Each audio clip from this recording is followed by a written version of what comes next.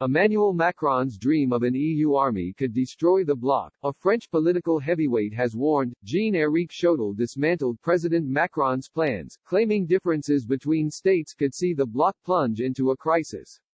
Mr. Chotel told Le Figaro an EU army would asphyxiate individual states' sovereignty. He said, by asphyxiating the sovereign state, the Union would deprive essential guarantees of requirements of constitutional rank such as the defense of the territory, the safeguard of public order and security and national sovereignty.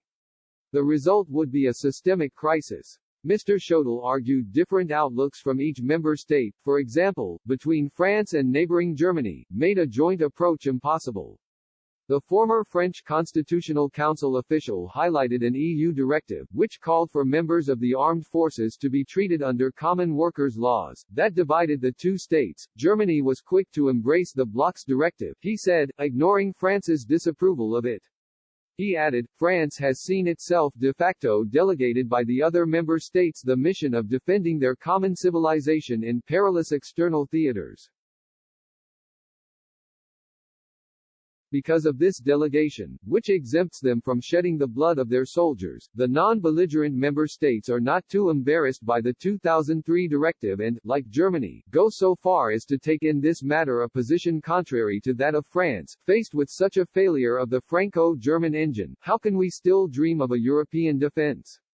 It comes after talks between defense officials from France, Germany and Spain, as well as Dassault, Airbus and Indra, failed to bring a breakthrough on an impasse over the development of a Franco-German fighter last week.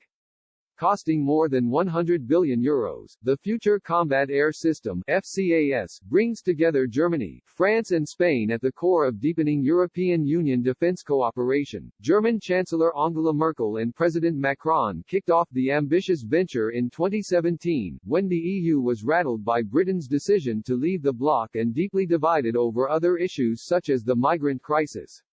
But it has become mired in mistrust and differing visions between Berlin and Paris, as well as corporate infighting over distribution of work and security, industry sources say.